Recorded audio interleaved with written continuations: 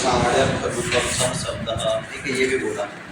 कहा है वो तो शब्द नहीं है, शब्द नहीं, क्यों नहीं है? वो तो क्या है? द्रव्य। द्रव्य, हाँ। आप शब्द किसे कहते हैं? वो तो द्रव्य है। हाँ।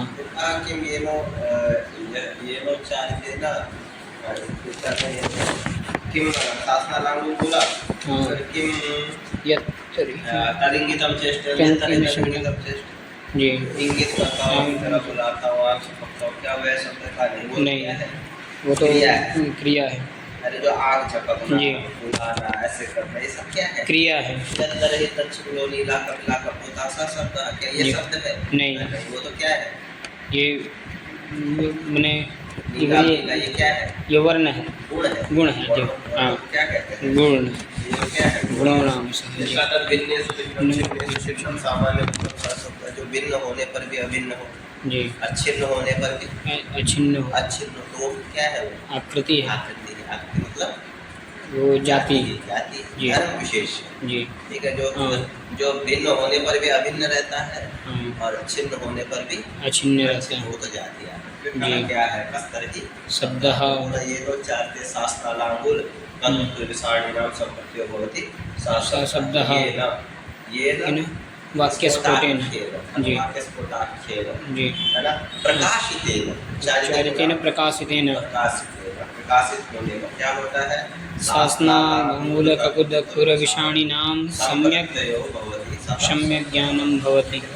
इन सब के द्वारा जी, इस चीज का क्या होता है? सम्यक ज्ञान हो। जब हम गौ बोलते हैं तो गौ बोलने से हमें क्या होता है? तो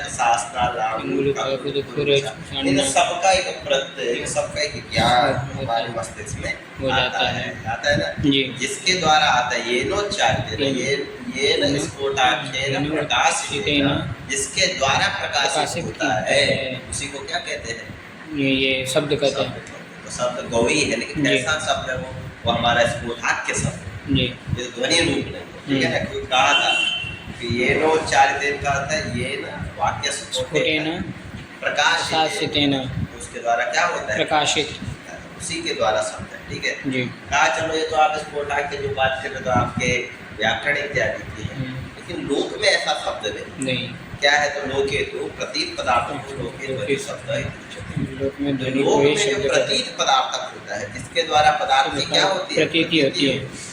गो बोला, जैसे मैंने गो ये वर्णोच्चारण किया है ना, ये ध्वनि करी, इस ध्वनि को करने से जिस शब्द की क्या बनी? उपस्थिति हुई, प्रतीत पदार्थ की उपस्थिति हुई, वही क्या है? शब्द है। ध्वनि ही की उच्चते, उसको शब्द भी नहीं कहते, उसको कहते क्या है? ध्वनि। लेकिन ध्वनि को हम क्या कह देते हैं? शब्द। लेकिन वो शब्द नहीं है, शब्द तो हमारा दूसरा है जी, ठीक है ना? तो शब्द कार्य या मानव कहा शब्दम कुर्वन्नेव भाषते, ध्वनि कुर्वन्नेव भाषते। शब्द करने वाला क्या करता है? शब्द करता हुआ ही क्या करता है? ध्वनि करता है। शब्द नहीं करता, वो करता क्या है? ध्वनि। लेकिन उसी को हम क्या कह देते हैं? शब्द। बात समझे? याद नहीं करते, ठीक है।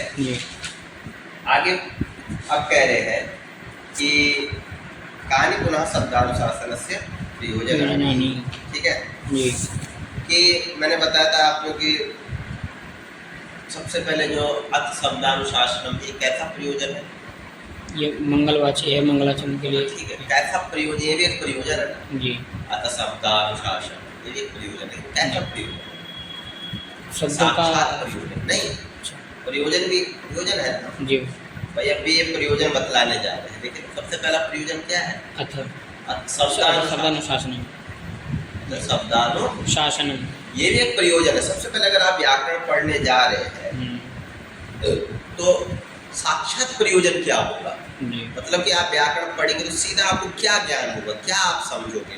शब्द का अनुशासन समझोगे, क्या समझोगे? शब्दों का ये तो समझोगे ना कि शब्द क्या साधु शब्द क्या असाधु है, ये साक्षात प्रयोजन है जी। कैसा प्रयोजन? साक्षात प्रयोजन। व्याकरण में आपको कोई पूछ ले कि साक्षात प्रयोजन, आप व्याकरण पढ़ेंगे उससे आपको साक्षात क्या प्रयोजन आपको प्राप्त होगा? तो क्या होगा?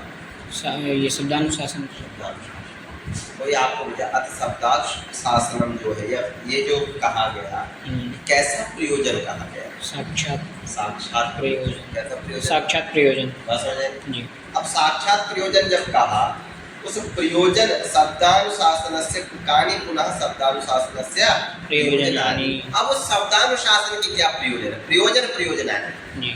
साक्षात प्रयोजन तो पता है आपको, जैसे साक्षात प्रयोजन होगा जब आपको साधु शब्द का ज्ञान होगा, ठीक है ना, तो उसका वो हम क्यों करें, वो हम क्यों करें, शब्दों का अनुशासन हम क्यों जाने। अब ये प्रश्न हुआ, पहले तो आपको हो कि व्याकरण क्यों पढ़े, तो व्याकरण क्यों पढ़ना, साक्षात प्रयोजन क्या है, शब्दानुशासन। ठीक है। अब दूसरा प्रश्न है कि शब्द का अनुशासन क्यों जाने, उसका क्या प्रयोजन, उसका क्या प्रयोजन है ना। शब्द के अनुशासन को जो आप कर रहे हैं जी, अयम शब्द साधु अयम असाधु, ये तो शब्द का अनुशासन है जी। बात समझे ना। इस शब्दानुशासन के क्या प्रयोजन है जी, इस शब्दानुशासन के क्या प्रयोजन है, क्यों हम इसको करते हैं, क्यों इसको पढ़े, समझे। वही कहा कहानी पुनः क्या है, हाँ, शब्दानुशासनस्य प्रयोजनानि, शब्दानुशासन की क्या प्रयोजन है, बात लगी कि नहीं जी। किसके प्रयोजन है, शब्दानुशासन के, शब्दानुशासन, ठीक है। शब्दानुशासन कैसा प्रयोजन है, साक्षात। अब ये जो प्रयोजन है मुख्य प्रयोजन है, कैसे प्रयोजन है, मुख्य प्रयोजन। ये जो साक्षात प्रयोजन जो आपने पढ़ा, उस साक्षात प्रयोजन में जो मुख्य प्रयोजन है जी, जो कैसे प्रयोजन, मुख्य प्रयोजन ये 5 है। कितने हैं, 5। क्या क्या, रक्षोहागमलध्वसन्देहाः प्रयोजनम् जी, रक्षा च ऊहश्च आगमश्च लघुश्च असंदेहः असंदेहश्च द्वयोः जी, बनेगा रक्षोहागम संदेहाः पटना का बोलना, जी, ठीक है। अब जब देखो रक्षोहागम लघु संदेह प्रयोजन में एक विशेषण है, एक विशेष है, प्रयोजन संज्ञा है जी, प्रयोजनम है, ठीक है ना, ये जी। विशेषण है, जी, वो क्या है, विशेष। विशेष। तो दोनों में समान विभक्ति होना चाहिए, क्या होना चाहिए, समान भी हो। यहाँ जब रक्षोहागम लघु संदेह है तो वहाँ भी हमें वैसे अन्वय करना पड़ेगा जी, जैसे रक्षा क्या है, प्रयोजन, प्रयोजन, ऊह क्या है, प्रयोजन, तो हमें भी उतनी बार प्रयोजन बोलना पड़ेगा, जी, प्रयोजनम च। प्रयोजनं च। अब जो आगम है तो क्या है, आगम, ध्यान रखें, प्रयोजन नहीं, ये प्रयोजक है, ये क्या है, प्रयोजक, ये प्रयोजन है, प्रयोजनम नहीं, ये क्या है, प्रयोजनः प्रेरकः, जी। प्रयोजकः, जी, ठीक है, ध्यान रखना। आगम को प्रयोजन नहीं माना, जिसमें नहीं। तीसरा है ना, हाँ, क्या है, आगम, ये प्रयोजन नहीं, जी। क्या है, प्रयोजनः, प्रयोजक है, प्रयोजक, मतलब क्या हो, प्रयोजन, प्रेरकः, प्रेरकः जी, समझ, दोनों में भेद समझ आ रहा है कि नहीं आ रहा है, हाँ। प्रयोजन और प्रयोजक में भेद, जी, ठीक है ना। तो इसलिए हमें क्या करना पड़ेगा, प्रयोजनंच, प्रयोजनञ्च, प्रयोजकश्च कहना पड़ेगा तीसरे जी। तीसरे में प्रयोजन नहीं कहना पड़ेगा, क्या कहना पड़ेगा, प्रयोजकश्च, फिर चौथे में प्रयोजनञ्च, प्रयोजनंच, पांचवा भी प्रयोजनञ्च। अब इनका भी क्या होने लगेगा, इतरेतर द्वंद्व करेंगे तो होना चाहिए प्रयोजनानि, नानी, क्या होना चाहिए, प्रयोजनानि, होना चाहिए कि नहीं, लेकिन किया क्या, नहीं, प्रयोजन, हाँ, प्रयोजन, प्रयोजनम, एक वचन का, क्या कहा, एक वचन, बहुवचन नहीं किया ना, नहीं। कहना तो क्या चाहिए था, प्रयोजनानि प्रयोजनानि कहना चाहिए था।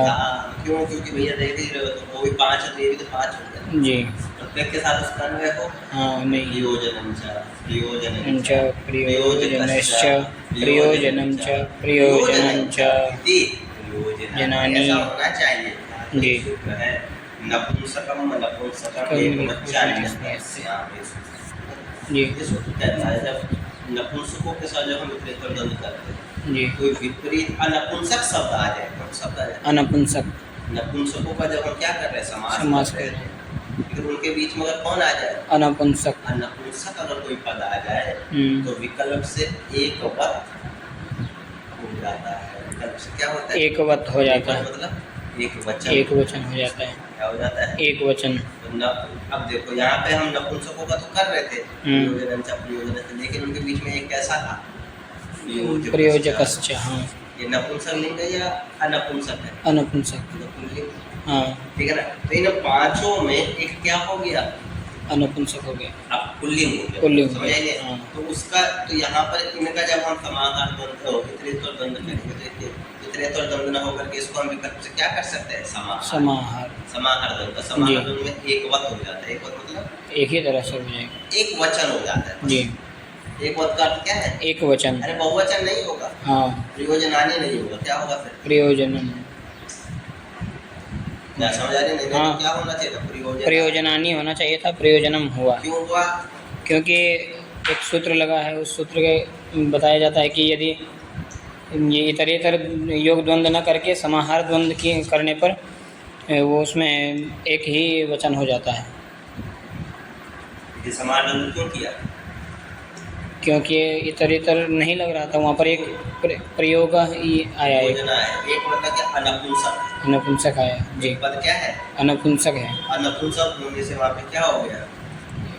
पूरा एक एक ही बात हो गया जी। प्रयोजनानि भी कह रहे थे, प्रयोजन प्रयोजनम कर कोई दिक्कत है? नहीं है ठीक है जी। Hello hello. हाँ नहीं नहीं कोई नहीं है।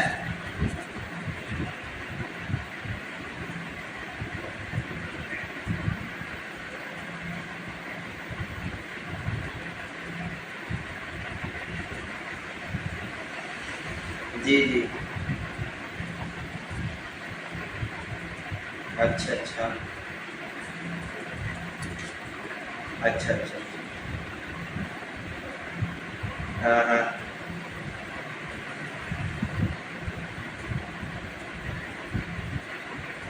अच्छा अच्छा।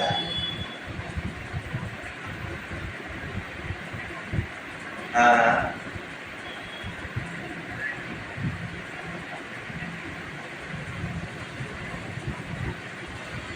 अच्छा अच्छा अच्छा। अरे आप टेंशन मत लीजिए, वो आपको बोलेंगे, उन्हीं को। हमें बता तो रहा हूँ कि वो ये फॉर्मूल को पता है कि करना तो है ही। अगर एक बार पैनल बना भी ले कि भाई कागज पूर्ति करने के लिए एक बात बता रहा हूँ, तो कुछ नहीं, वो बुलाएंगे, बोलेंगे और ठीक है क्या क्या पढ़ा रहे, क्या क्या कर रहे हैं। आप वैसे ही पूछेंगे, आप कहेंगे तो सर ये पढ़ा रहे, ठीक है चलिए बताइए, किसी भी को जो आपको अच्छा लगता है कोई भी विषय आप उठाइए और पढ़ाइए। हाँ, वो इतनी गहराई से कुछ नहीं, कुछ नहीं, कुछ नहीं।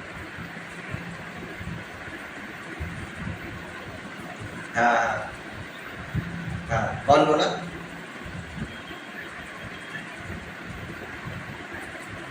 बस यही पूछते क्या नहीं नहीं सिलेबस क्या पढ़ा रहे हैं आप, और बताइए बच्चों को क्या क्या पढ़ाते हैं, उस तरीके से आप चलिए कोई भी विषय आपको जो अच्छा लगता है।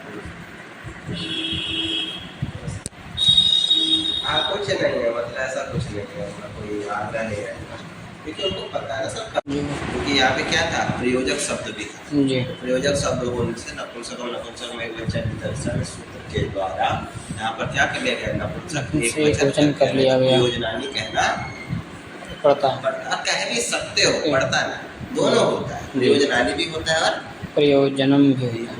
दोनों बात समझ आ गई कि नहीं? जी। तो कितने हो गए प्रयोजन? 5। क्या क्या? ये रक्षा, ऊह, आगम, लघु, असंदेह, लघु असंदेह।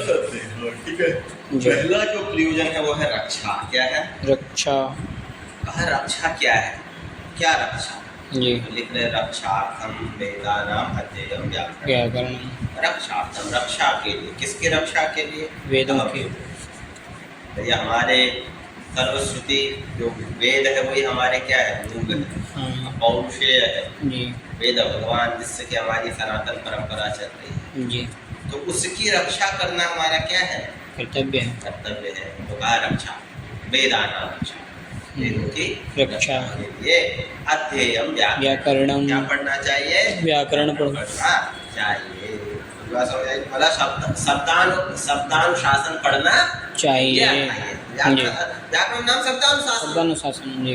व्याकरण कोई शब्दानुशासन से अलग पढ़ता है? नहीं। शब्दानुशासन कहो, व्याकरण कहो, शास्त्र में एक ही बात है जी। इसीलिए हमें क्या पढ़ना चाहिए? व्याकरण पढ़ना चाहिए। क्यों? लोपागम वर्ण विकारज्ञो हि सम्यक् वेदान् परिपालयति। अब यहाँ पे देखिए कहा कि लोप आगम। क्या बोला? लोप आगम। लोप होना जी, आगम का होना, लोप आगम। वर्ण विकार समझ लो किसी वर्ण को दूसरे वर्ण में बदल जाना जी। हाँ। तो लोपागम वर्ण विकारम जानाति यः सः लोपागम वर्ण विकारज्ञः। लोपागम वर्ण विकार को जानता हो, लोपागम वर्ण विकारज्ञ कहें। वेदम जानाति थी वेदः वेदज्ञः जी। क्या वेदज्ञ। शास्त्रम जानाति थी शास्त्रज्ञः। शास्त्रज्ञः जी। हाँ। एवमेव क्या साहित्यम जानाति थी साहित्यज्ञः। ठीक है ना। तो जो लोपागम वर्ण विकारज्ञ जो मानव होगा सम्यक वेदान परिपालयति, वही सम्यक अच्छे से वेदों को परिपालयति, वो क्या कर पाएगा? परिपालन करेगा, वही तो कर पाएगा जी। जो नहीं जानता कि कहाँ पे लोप हो रहा है जी, कहाँ पे आगम हो रहा है, कहाँ पे वर्ण विकार हो रहा है, क्या वो वेदों का परिपालन कर पाएगा? नहीं। क्यों? तो देखो अदुहत शब्द है। कौन सा शब्द है? अदुहत। अदुहत। अदुहत जो शब्द है ये दुह धातु के लंग लकार में बनता है। क्या बनता है? लंग लकार में। लंग लकार में क्या बनता है? अदुहत। लेकिन वेद में क्या होता है? लोपस्त आत्मने पदेषु एक सूत्र है। क्या है? लोपस्त आत्मने पदेषु। इस सूत्र के द्वारा अदुहत के ता का क्या हो जाता है? लोप हो जाता है। की बात समझे? दूसरा सूत्र है बहुलम छंदसी। क्या है? बहुलम छंदसी। ये वेद में है, वैदिक प्रक्रिया जब पढ़ोगे। हाँ। इस सूत्र के द्वारा रेफ का क्या हो जाता है? आगम हो जाता है। क्या हो जाता है? आगम है। अदुह। अब बचा अदुह। क्या बचा? अदुह। अदुहत था। अदुहत के ता का क्या हो गया? लोप हो गया। और र का क्या हो गया? आगम हो गया। तो बना अद्रुह। अद्रोह। क्या बन गया? अद्रोह। वेद में मिलता है। कहाँ मिलता है? वेद में। लोक में तो नहीं, लोक में तो अदुहति है जी। लेकिन जब वैदिक मंत्रों को जब हम पढ़ते हैं जी, तो वहाँ पे क्या मिलता है? अद्रोह। अद्रुह कुछ आया, अद्रुह करके कुछ आया होगा जी। किसी ने पढ़ा अद्रुह, उसको शंका हो गई। क्या शंका हुई? भैया अद्रुह तो नहीं बनता है। क्या बनता है? अदुह बनता है। अदुहत बनता है। अदुहत। क्या बनता है? अदुहत। अदुहत तो सुना है लेकिन अद्रुह नहीं सुना है। तो वो क्या करने लगेगा? वेद का खंडन करने लगेगा जी। कहने लगेगा मंत्र कैसे होते हैं? अशुद्ध होते हैं। अब शब्द पढ़ा गया है, कहेगा ना? कहेगा। हाँ। लेकिन जब उसने व्याकरण पढ़ा होगा, वैदिक प्रक्रिया को पढ़ा होगा, तो वहाँ पे सूत्र आया है लोपस्त आत्मने पदेषु बहुलम छंदसी। लेकिन सूत्रों को पढ़ा होगा, उसे पता होगा भैया वेद में अद्रुहत के ता का क्या हो जाता है? लोप हो जाता है। और रेफ का क्या हो जाता है? आगम हो जाता है। लोप को जाना होगा और आगम को जाना होगा। लोपागम को जान गया, ठीक है ना। और वर्ण विकार क्या कहा? वर्ण विकार वेद में क्या आया? देखो एक शब्द है, रुको मैं बता, जहार। हाँ, जहार।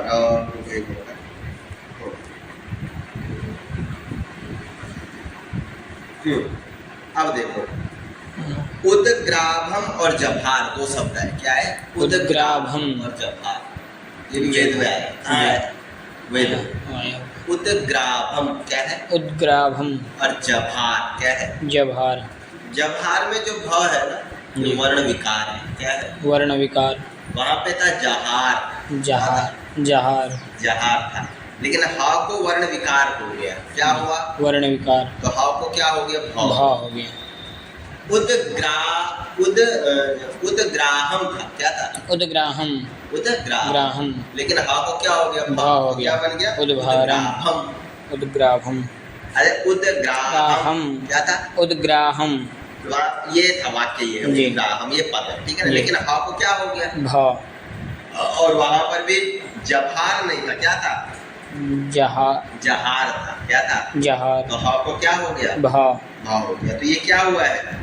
वर्ण विकार। वर्ण विकार हुआ। ये वर्ण विकार कहाँ होता है? वेद में। वेद में होता है। बात समझे? तो जिसको नहीं पता होगा तो जवाहर जैसे ही देखेगा वो क्या समझने लगेगा? जहाँ अशुद्ध। उदग्राभम देखेगा तो क्या समझने लगेगा? अशुद्ध। अशुद्ध है। लेकिन जब उसको पता ही नहीं कि भाई वेदों में वर्णों का कहीं कहीं पे क्या हो जाता है? वर्ण विकार हो जाता है। वर्ण विकार हो जाता है। तो लोपागम वर्ण विकारज्ञः। लोप का उदाहरण दिया, वर्ण विकार का उदाहरण दिया है। आगम का उदाहरण दे दिया ना। तो इन तीनों चीजों को जो क्या नहीं जानता तो क्या वो वेदों का अच्छे से परिपालन कर पाएगा, वेदों की रक्षा कर पाएगा? नहीं। तो इसलिए आपको कैसा होना चाहिए? लोपागम वर्ण विकारज्ञः होना चाहिए। वही क्या कर पाएगा? सम्यक वेदान परिपालयति, वही वेदों का अच्छे से परिपालन कर पाएगा। नहीं आए समझ? आगे ना? तीनों उदाहरण समझ आ गए कि नहीं? लोपागम का उदाहरण दिया क्या? अद्रुह। क्या दिया? अद्रुह। और वर्ण विकार का ये में जबहारा या उद्ग्राम, दोनों जगह भाव को हा था, हा को क्या हुआ? भाव हुआ। तो दोनों जगह क्या किया गया? वर्ण विकार किया गया। ठीक है ना? इसलिए हमें क्या पढ़ना चाहिए? व्याकरण पढ़ना चाहिए। कहा उद्ग्रामन निग्रहाभोज छंदसि सुकृत्यमनम निपातयोः इति वचनात् निपूर्वाग्रहे कह धातो ये दिया है, प्रतीकार दे रहे जी। ठीक है ना? कि ये छंद में वेद में इनका क्या हो जाता है? वर्ण विकार हो जाता है। ठीक है, चलिए आगे क्या है? ऊहः खल्वपि, क्या बोला? ऊहः खल्वपि। अब ऊह के लिए, किसके लिए? ऊह क्या है? अपेक्षित परिवर्तन ऊह। ठीक है ना?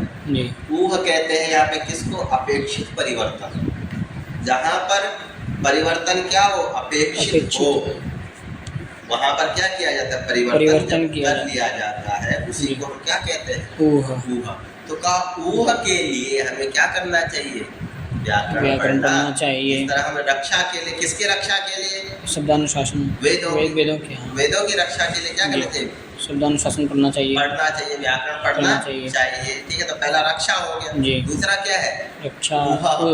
ऊह के लिए, ऊह मतलब अपेक्षित परिवर्तन। ऊह मतलब अपेक्षित परिवर्तन। ऊह का एक अर्थ ऊयते तर्कते अनेन, उसको भी कहते हैं। जो तर्क को भी ऊह कहा गया है जी। इसको भी कहा गया तर्क को। लेकिन यहाँ पे साक्षात तर्क न लेकर के आप क्या कहते? ऊह। यहाँ पे तर्क न लेकर के किसको लेना था? ऊह को। अपेक्षित परिवर्तन। समझ आ रही है? योगार्थ को नहीं लेना जी।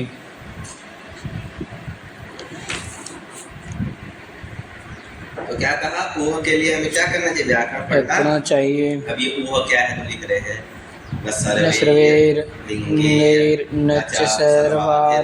विभक्तिर्वेदे मंत्रा निगदिताः तेचावश्यं यज्ञगतेन पुरुषेण यथा यथं विपरिणमयितव्याः तान्न वैयाकरणः शक्नोति यथार्थं विपरिणमयितुं तस्मादध्येयं व्याकरणम्। कहा कि न सर्वे लिंगे न सर्वाभिर्वेदे मंत्राणि। वेदों में जो मंत्र होते हैं, वेदों में जो क्या होते हैं? मंत्र होते हैं। न सर्वे ही लिंगे, न तो सभी लिंगों में पढ़े जाते हैं, और न च सर्वाभिर्विभक्ति, नहीं सभी व्यक्तियों में पढ़े जाते हैं। वेदों में जो मंत्र आए हैं उनको उनका लिंग भी निश्चित हर जगह नहीं होता है जी। और उनमें विभक्तियां भी हर जगह निश्चित नहीं होती है। ऐसे भी मंत्र पढ़ेगा जी। समझे नहीं? तो अब नहीं पढ़े गए तो उनको हम कैसे जाने कि ये इसमें ये लिंग है या इसमें ये विभक्ति करनी चाहिए या होगी, ये कैसे जाने? बात समझे नहीं? इसी को ऊह कहते हैं। इसी को क्या कहा?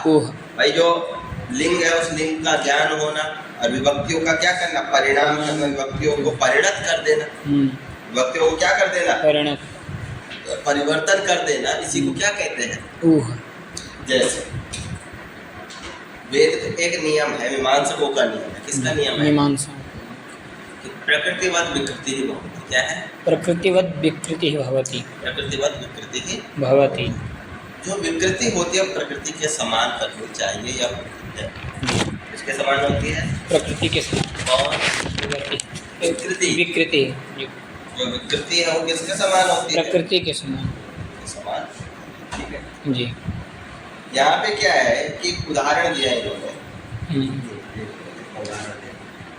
अग्नये त्वां जुष्टं निर्वपामि। क्या है?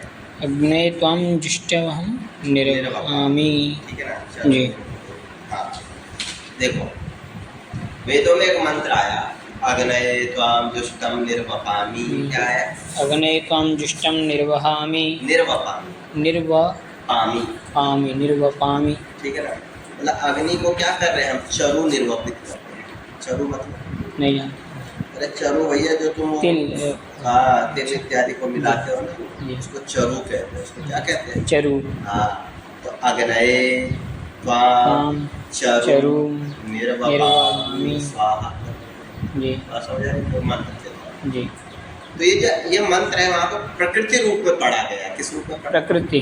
प्रकृति बोले तो मूल, मूल। प्रकृति बोले तो मूल। जैसा पहला मंत्र आदि में रूप में, ठीक है ना। तो ये किसके लिए ये मंत्र है?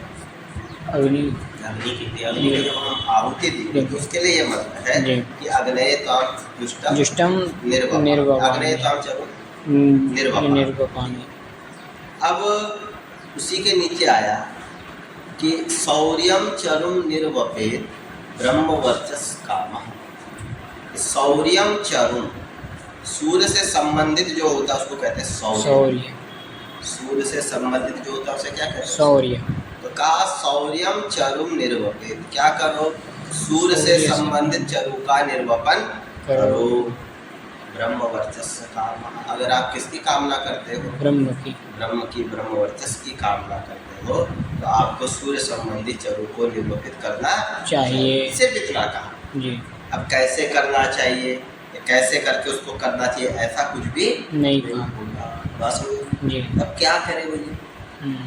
बड़ी ऊह करना पड़ेगा। क्या करना पड़ेगा? ऊह कैसे करोगे? तो हमें पहले प्रकृति देखनी पड़ेगी। क्या देखनी पड़ेगी? प्रकृति क्या थी?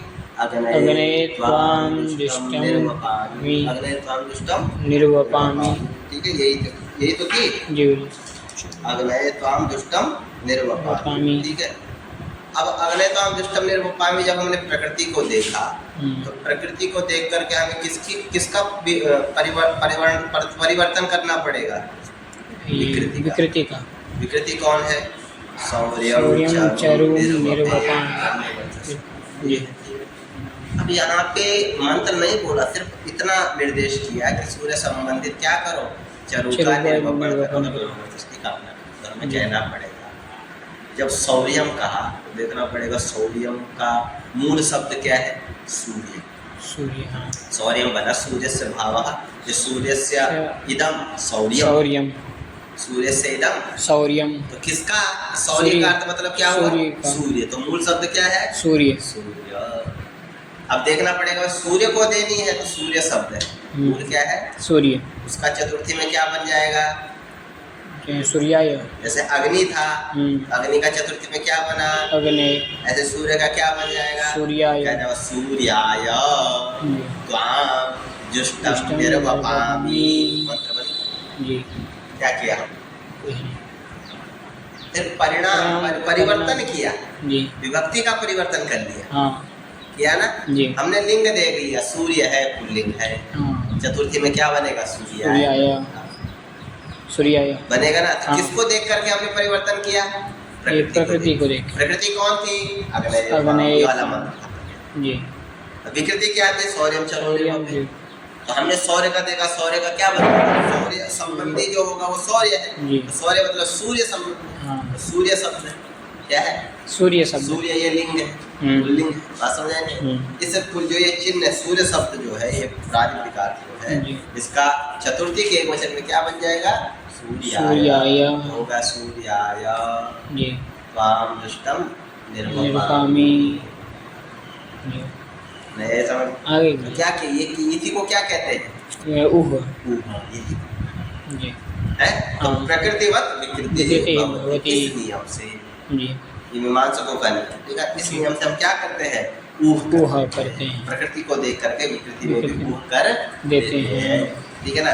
तो वही कहा, वही आप समझो उसको कि न सर्वे लिंगे, न तो सभी लिंगों में, न च सर्वारि व्यक्तियों के वेदे मंत्रानि गतिताः। वेद में मंत्र गतित नहीं है।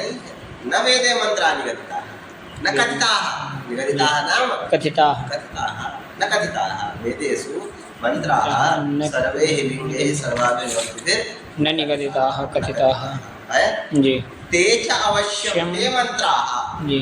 ते मंत्राः ये न कथिताः जी। ते मंत्राः अवश्यं यज्ञगतेन यथार्थं यज्ञगतेन पुरुषेण, जो यज्ञ में रहने वाला जो पुरुष है, जो याजक है, तो कौन है? याजक, यज्ञ करा रहा है, ठीक है ना। तो यज्ञगतेन पुरुषेण यथा यथम विपरिणमयितव्याः, यथा यथम यथा योग्य, यथा यथ जैसा उनका विभक्ति, जैसा उसका लिंग है, उस तरीके से उनका विपरिणमयितव्याः, उनका क्या करना पड़ेगा?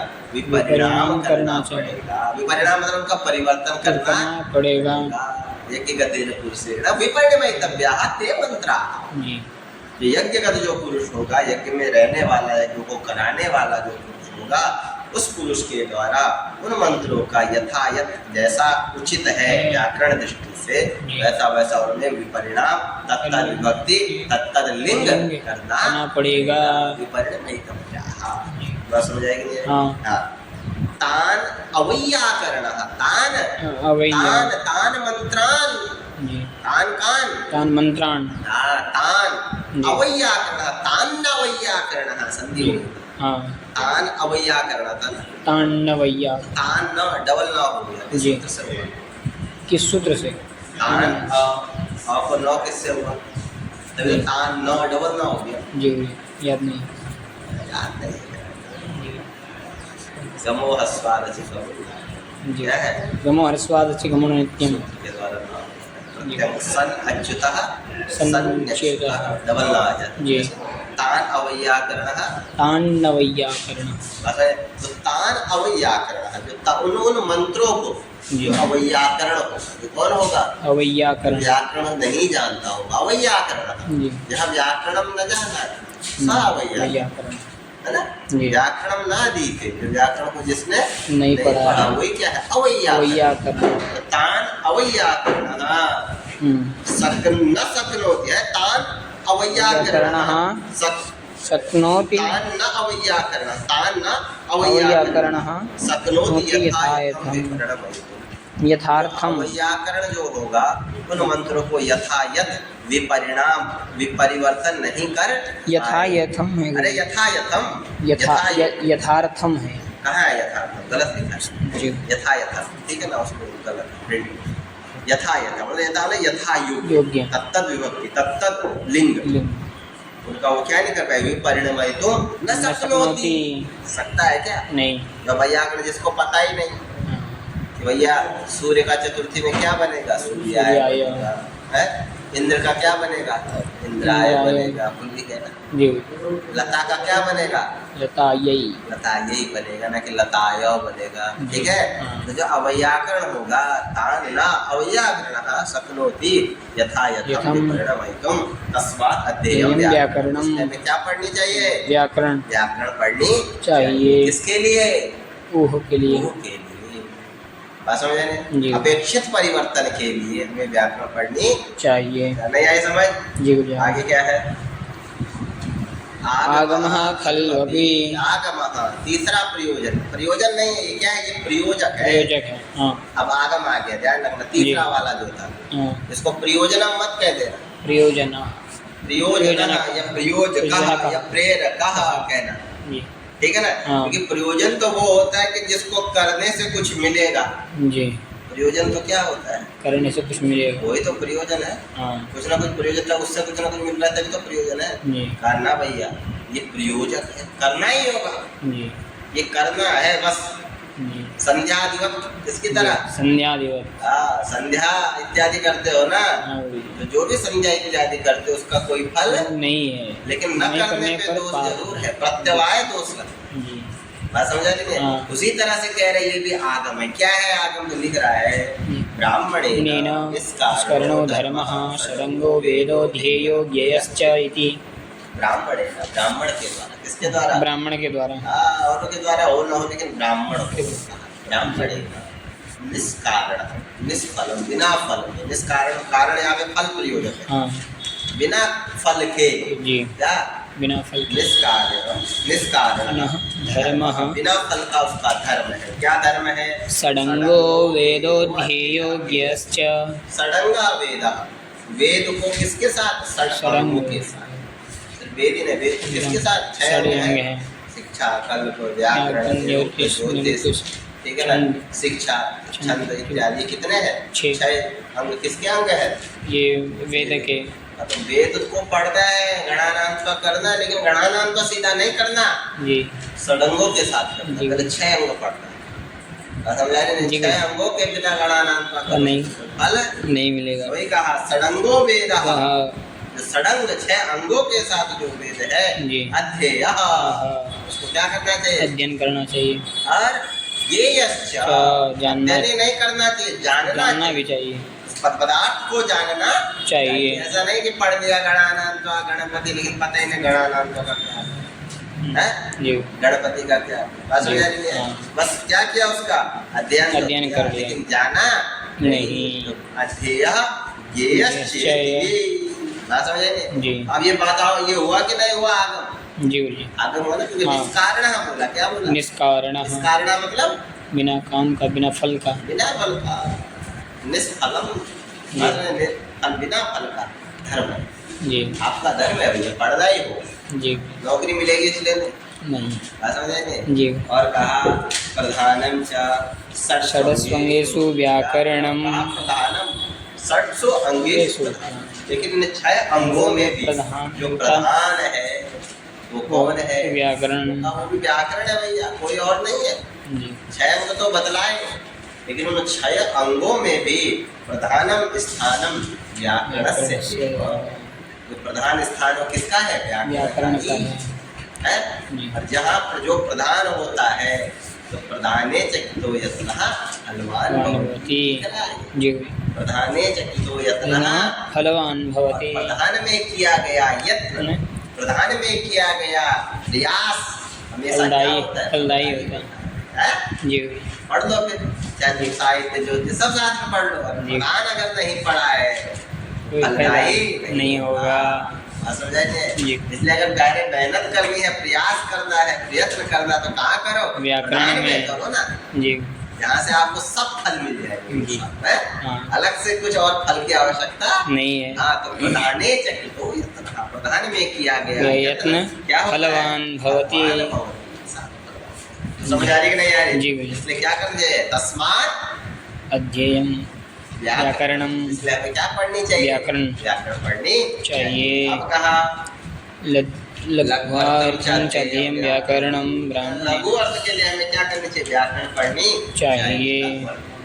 लघु रूप से ज्ञान, लघु प्रयास से, जिससे हमें क्या हो जाए? शब्दों का ज्ञान हो जाए। उससे भी हमें, उसके लिए हमें क्या करनी चाहिए? व्याकरण पढ़नी चाहिए। ब्राह्मणेन अवश्यम शब्दाः ज्ञेयाः, ब्राह्मण को जरूर क्या करना चाहिए? शब्दों को जानना चाहिए। शब्दों से किस शब्दों को? साधु शब्द, साधु शब्द, ठीक है। साधु शब्दाः ज्ञेयाः। और न च अंतरेण व्याकरणम, व्याकरणम अंतरेण, अंतरेण मतलब बिना। हाँ, कौन सा सूत्र है? अंतरेण सूत्र याद नहीं है पूरा। हाँ है, ये कारक प्रकरण में तृतीया क्या है? अंतरा अंतरेण वियोगे जी। अंतरा अंतरे के योग कौन सी व्यक्ति होती है? तृतीया,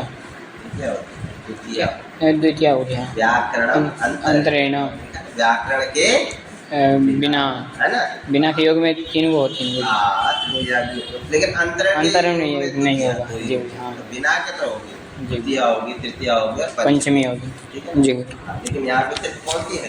द्वितीया। तो व्याकरण अंतरेण, व्याकरण के बिना न लघुना उपायेन शब्दाः शक्याः विज्ञातुं, कि कोई ऐसा लघु उपाय नहीं है जिसके बिना तुम शब्दों को जान पाओ। शब्दाः शक्या विज्ञातुं, ज्ञातुं शब्दाः शक्याः इति न कश्चन लघु उपाय, कोई ऐसा लघु उपाय नहीं है जिससे आप शब्दों को जान पाओगे।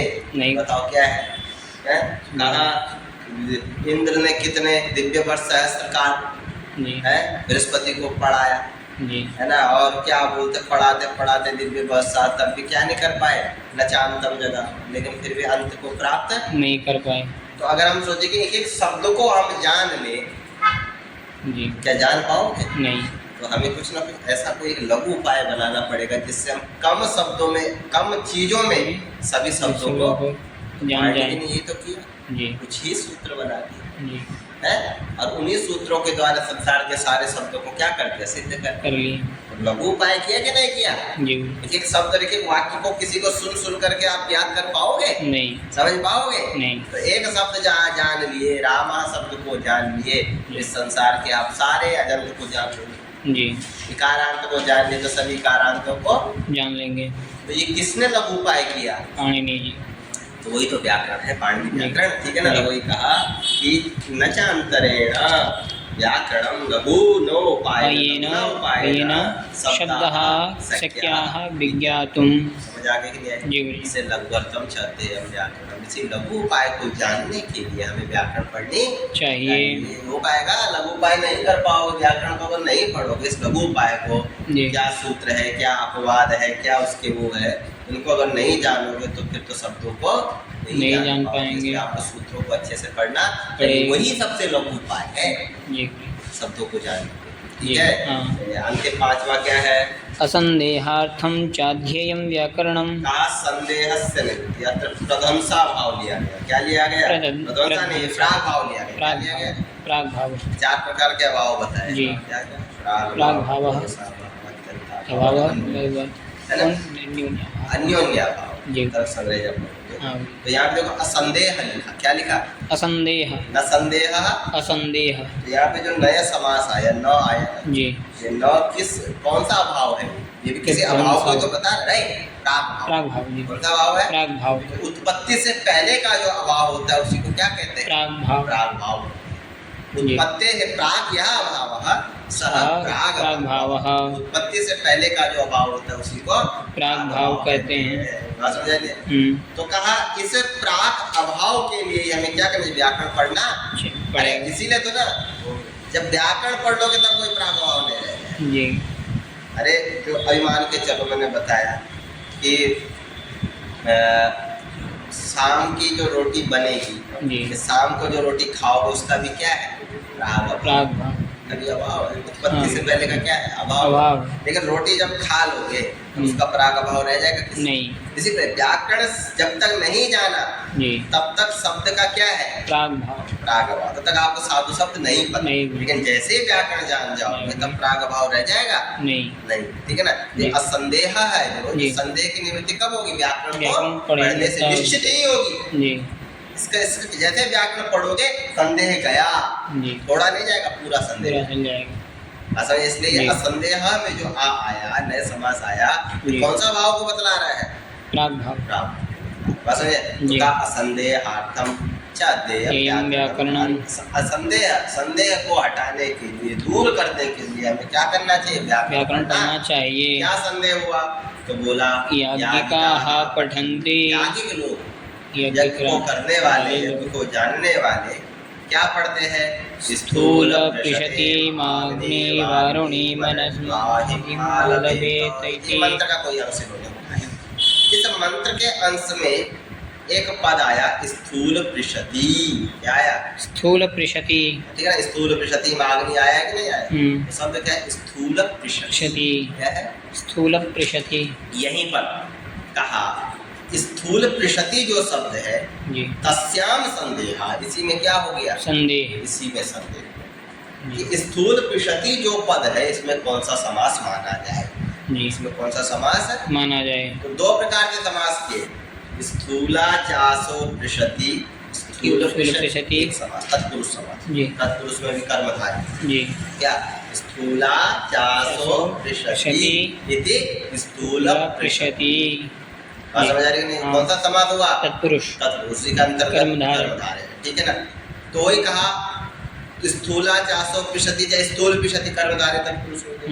और दूसरा समास है स्थूलानि पृषन्ति यस्याः सः इयं स्थूल पृषति। स्थूल है पृषत, स्थूलानि बड़े है धब्बे जिसके, जिस गाय के जी, उस गाय का नाम क्या है? स्थूल पृषति। स्थूल मतलब बड़े, पृषति करते हैं धब्बे धब्बे जो होते हैं। ठीक है ना। तो स्थूलानि पृषन्ति यस्याः सा इयं सेयं स्थूल पृषति। वो गाय का विशेषण है। ध्यान रखिए, स्थूल पृषति किसका विशेषण है? गाय का। और ऊपर था स्थूला चासो पृषति, स्थूल ही है, पृषति स्थूल, मोटे ही है धब्बे, जो वो है स्थूल पृषति। वहाँ पे क्या कौन सा समास किया गया? तत्पुरुष जी। उसका यह ठीक है ना। जी। तो कहा ताम न वैयाकरणाः स्वरतो अध्यवस्यति, कहा इसको स्थूल पिशति शब्द को जी। जो अवैयाकरण होगा तो कौन होगा रे? अवैयाकरण। व्याकरण को नहीं जानता, ठीक है, जो व्याकरण जी। को नहीं पढ़ा, सह न स्वरतो अध्यवस्यति, वो स्वर के द्वारा उसका ज्ञान नहीं कर पाएगा। जी। इसके द्वारा ज्ञान नहीं कर पाएगा, स्वर के द्वारा। मतलब क्या है? यदि पूर्व पद प्रकृति स्वरत्वम ततो बहुव्रीहि अत समासांतो उदात्तत्वम ततस्तत्पुरुषः। अगर कहा कि अगर बहुव्री मानोगे, क्या मानोगे? बहुव्री। नहीं, अगर आप पूर्व पद प्रकृति स्वर कर दोगे, क्या कर दोगे? पूर्व पद प्रकृति। पूर्व पद प्रकृति स्वर, जी। ये स्वर है, तो क्या स्वर है? पूर्व पद प्रकृति। स्वर, स्वर प्रक्रिया जब होगी, जी। जैसे आप पूर्व पद प्रकृति स्वर करोगे हाँ। तो वहाँ पे कौन सा समास हो जाएगा? बहुव्री। क्या हो जाएगा? बहुव्री। जैसे पूर्व पद प्रकृति स्वर होता है वहाँ पे हम कौन सा समास मानते हैं? बहुव्री। और जहाँ पे समासांतोदात हो जाएगा, क्या हो जाएगा? समासांतोदात। अंतोदात। जी। अंत में अगर हम क्या कर लेंगे? उदात। दात कर देंगे तो वहाँ पे कौन सा समास हो जाएगा? तत्पुरुष। स्थूलाचार से, जी। ठीक है ना। मान के चलो हमें करना था अंतोदात, क्या करना था? अंतोदात। और हमने क्या कर दिया? ये पूर्व पद प्रकृति स्वर गया, वहाँ पे कौन सा समास लग जाएगा? बहुव्री। समास हमें कौन सा इष्ट था? तत्पुरुष। तो अगर हमें स्वरों का अच्छे से ज्ञान होगा, स्वरों के विषय में संदेह नहीं होगा, जी। तो हमें फिर क्या अशुद्ध होगा? फिर हम असाधु शब्द होगा नहीं, तब साधु ही, जी। तब बहुव्री होगा तो बहुव्री ही वहाँ पे इष्ट है तो बहुव्री ही करेंगे। जी। अगर क्या बोलते हैं तत्पुरुष, तो वहाँ पे क्या होगा? तत्पुरुष ही होगा। अगर हम तो दात करेंगे तो तत्पुरुष होगा। हाँ। अब पूर्व पद प्रकृति स्वर होगा करेंगे तो क्या होगा? बहुव्री। बहुव्री। हमें पहले से क्लियर होगा कि नहीं होगा? जी। संदेह नहीं होगा हमें नहीं। क्या हम भाई बहुव्री माने कि तत्पुरुष माने? समझ आ रही है? जी। अंतोदात करो तो तत्पुरुष मानो, हाँ। पूर्व प्रकृति स्वर करो तो क्या मानो? बहुव्री बहुव्री मानो, मानो। ठीक है ना। तो ये जो संदेह जो हो रहा था कि कौन सा समास किया जाए दोनों जी। जगह, तो उस संदेह की निवृत्ति स्वर के द्वारा क्या हो गई? दूर हो गई। और वो स्वर किसके द्वारा आपको पता चला? व्याकरण के द्वारा। प्रक्रिया पढ़ी वहाँ पे जब बताया गया, जी। उसी के द्वारा क्या हुई? संदेह की निवृत्ति हुई। तो वही कहा असंदेहार्थम चाहते व्याकरणम। संदेह के लिए हमें क्या करना चाहिए? व्याकरण पढ़ना चाहिए। नहीं आई समझ रहे? जी। आ गई। आ गई। तो यहाँ तक ये पांचों के 5 प्रयोजन इन्होंने बतला दिए। अब इसके बाद 13 गौण प्रयोजन बतलाएंगे। कितने बतलाएंगे? 13। आगे 13 प्रयोजन है, ठीक है ना। जी। पहला ते सुराः दुष्टाः शब्दाः यदधीतं यस्तु प्रयुक्ते अविद्वांसः विभक्तिं कुर्वन्ति यो वा इमां चत्वारि उतत्वः सप्तुमिव सारस्वतीं दशम्यां पुत्रस्य सुदेवो असिवरुण इति। ये है 13 प्रयोजन। एक एक करके हम इनको बतलाएंगे। क्या नहीं आई समझ? हाँ। आ रहा है? जी। 5 प्रयोजन अच्छे समझ आ गए? जी। एक करके लिख ले। रक्षा का क्या है, उसके क्या क्या उदाहरण लगेगा, ऊहा क्या है, उसका उदाहरण अगले काम ठीक है ना। हाँ। उसी प्रकार आगम क्या है, आगम क्यों बोला बताया, जी। संध्यानिवत प्रवृत्तव्य।